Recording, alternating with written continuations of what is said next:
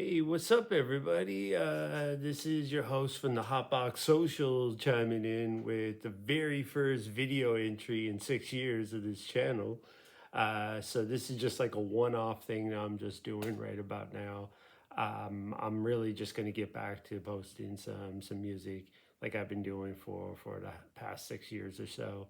If you're new to this channel and you're just discovering off the strength of this video, basically what I've been doing is just uploading all kinds of songs, regional, rare, obscure songs from like the 90s and early 2000s. Basically, just anytime I come across a song that is not already on YouTube, I'll just throw it up. And that's what I've been doing with my channel for the past 6 years. I forget when I started it, but I want to say it was like during COVID. And I'm going to keep uploading music to that channel, to this channel. That's a thing that I'm just going to continue doing and just kind of slide this one video in the mix. Just going to show off some of my CDs today. What I'll say is that running this channel has been a really good experience for me. It's not like I got all kinds of views or anything like that, but basically the most rewarding part of this is, first of all, it's like a historical archive where music that otherwise would have been lost to time is now online. Just some regional music that maybe might only have a few copies in existence, or maybe there are no copies in just digital versions. Like the most common comments that I get, and I really don't get a whole lot of comments because it's not a pop in channel or anything, but the comments that I normally get are like 8 months after posting a song. I might get somebody chime in like, "Oh, that's my dad. We've been looking for this for years. Thank you so much." And I guarantee you, waking up to a comment like that will make your day. You just change somebody's life in the slightest way. Like it's, or someone would be like, "Yeah, my uncle produced this," or something or other. Like you get comments like that, and it's a very wholesome channel. It's not me chasing trends or chasing trending topics or anything like that. So, but yeah, for this one video, I'm just getting up, putting a camera in my face and uploading.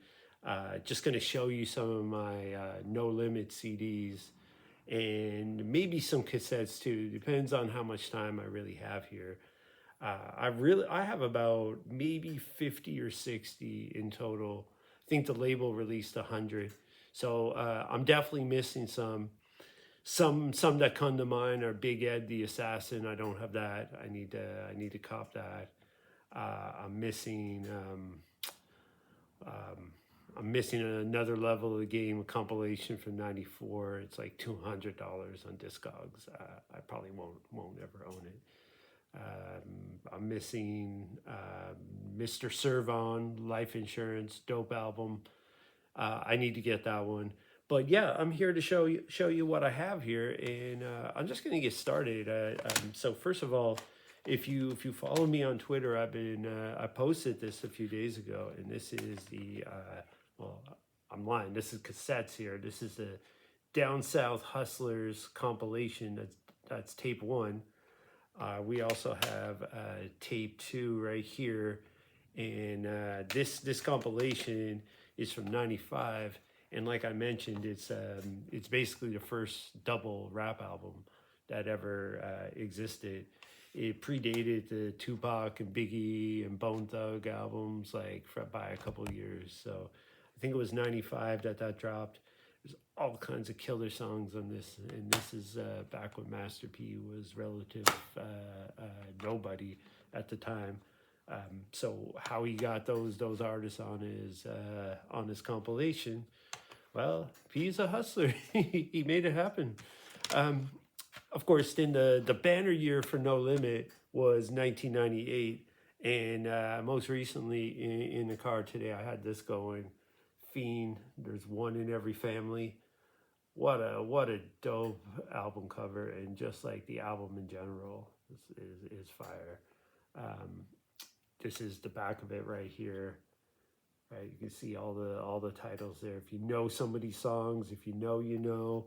This is the follow-up album that dropped about a year later, and the cover is a little more basic, but the album itself might actually be a little better. This is a more soulful Fiend album, and the sound of it is a little bit different. This is after Beats by the Pound left in '99, but KLC still has a bunch of joints on here. So I'm not sure what the story is on that. If maybe there are songs from the previous year that were already recorded, or if KLC just kind of came back because he's Fiend's boy and he just like made it happen. Who really knows? But yeah, this is a stellar 2 album run right here. And he actually has a whole bunch of other dope albums too that are not on No Limit that are worth checking. But those are the Twin Towers right there. So, and speaking of the '98 banner year, this is another one right here. Okay, this is Cain and Abel. This is a good album right here, and this dropped like maybe a month later or so. I don't remember the exact days, but this Cain and Abel album is packed with jams right here. Production on this is incredible, and gotta love this album cover too. Am I My Brother's Keeper? You gotta love the hand and the cigar there. That's like, I can almost do that on here. And look at the track listing on the back of this one. Oh, jams! If you know, you know. So many cuts on here. This is so many songs. Oh man, I get so excited just looking at these CDs and the different colors and stacking them up in a pile and like holding them in my hand. Pretty cool stuff. Look at this right here. And you can see the Snoop Dogg Coming Soon in August. All right, so this is it right here. And I could unfold the booklet here. I should probably do that right about now, and you can see some other things that were on its way. Like, you see Mac there. I'm going to pull that one out later. Look at the Coming Soon right here. All gems. You got Down South Hustlers, Volume 2 maybe. I don't think that actually dropped. The KLC album didn't drop. These are all things that never really made its way out to the public. And on the back here, oh man, you know what's up right here, right? You got all these dope albums right here. Snoop Dogg, I think I'll put that next on my list. Snoop. This is Snoop's 3rd album, but it's his 1st album on No Limit. It was a big deal when he arrived on the label. And this album is all right. It's a decent album. It's not the Fiend and Cain and Abel albums that I showed you earlier are better albums. Snoop kind of like, when this dropped, he kind of got a little bit of flack for like saying that he didn't really fit on these New Orleans beats. I would disagree. He had a whole bunch of guest appearances in the months leading up to this album. He was on Soldier Slim's album. He was on those other albums I just showed you, the Cain and Abel, the Fiend album. And it was a perfect fit. Those songs are actually better than most of the songs on this album right here. He actually did a great job on those songs. I feel like No Limit aren't really the greatest at making singles, and I think a lot of these songs were just like trying to be big singles, and it didn't really work out. But at the same time, check out this Coming Soon business right here. And again, some of these albums didn't really come out.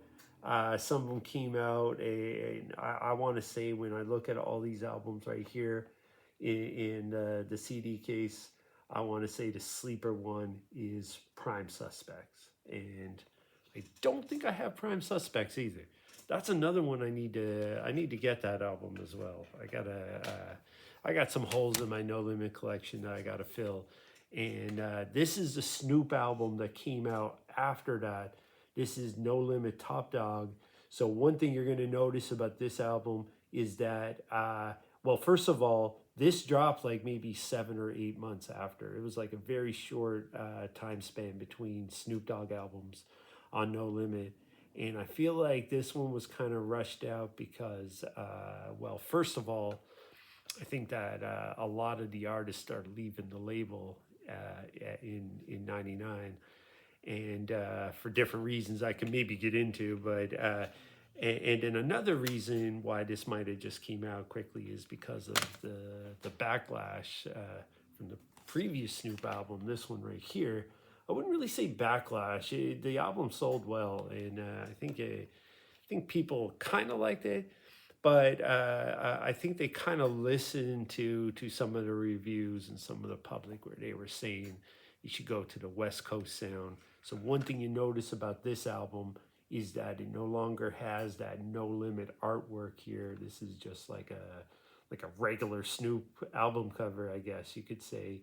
Even though the part of the title does say No Limit, but and they do have all the featured artists on here, which if you look at the artists, a lot of them are No Limit artists, but then this is kind of like a half and half album. It's kind of like half West Coast and, Warren G and Dr. Dre and everyone on here. And then it's half like that No Limit sound. And it's kind of like an album that doesn't really know what it wants to be. But at the same time, there are some hard songs on here, and I like this album a little bit better than this blue one, The Game Is to Be Sold, Not Told. And yeah, so these are some dope albums. This is only scratching the surface here. And I just realized I'm really running some time here. I'm really running some minutes just rambling on about these No Limit albums. I'm probably going to have to just chop it up and make a few volumes of this series, and then get off of camera.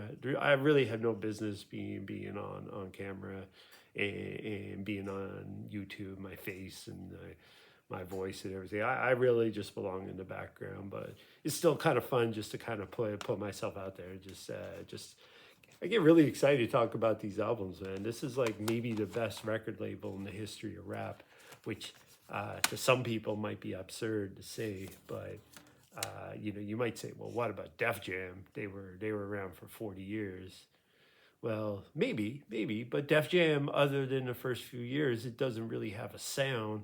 No Limit has a sound. It had in-house producers. You could say maybe Cash Money. You could say Rap a Lot. Well, yeah, they're in the top five for sure. Like I don't really know. I can't say No Limit. Maybe my personal favorite, but maybe not the best label. It's kind of hard to say.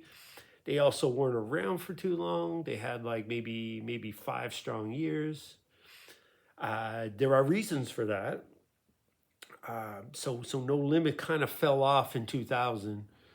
Some would even say 99, but I would give it to about 2000. No Limit really fell off, and if you want to break it down for the reasons why No Limit kind of fell, there's really like three main reasons. I would say the number one reason is the departure of Beats by the Pound. That's the No Limit sound right there. I know Beats by the Pound weren't really in their early days, but if you think about all the classic No Limit albums, all the songs, all the bangers that came out from No Limit, they were all Beats by the Pound, especially KLC and Moby Dick. But really, just it was that sound, and as soon as they left, they really shouldn't have left. I don't know the exact reasoning behind it, but I want to say that it was like a contractual thing. I believe I read that Beats by the Pound, they wanted some sort of contract. They were just getting handed money here and there. And they were really working. Like they produce every song. They would produce 20 songs on an album, and an album would drop every 2 weeks. Like that is a lot of work, especially back in those days. There were like less shortcuts you could take to making music. They deserve whatever they were asking for. P should have kept them on the label. Personally, that's how I feel. And when they left, it was clear it was not the same after that sound that production left. So, and then you could hear bits and pieces of that production like a year or two later after they left.